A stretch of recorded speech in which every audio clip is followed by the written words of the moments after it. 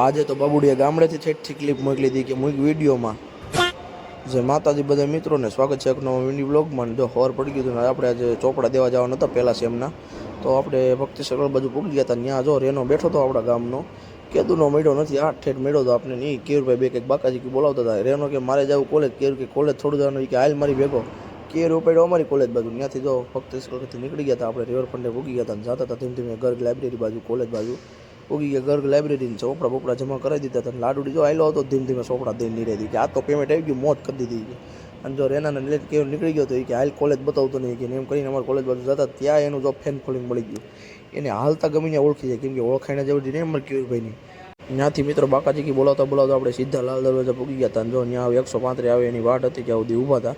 ત્યાંથી જો આ બસમાંથી ઉતરતો તો હમણાં સરમેન વિયો ગયો. જો ખમો પણ હમણાં પાસે આવી છે, ક્યાં હતા આ બે ઉતરતા હતા. એની ક્લિપ લઈ લીધી.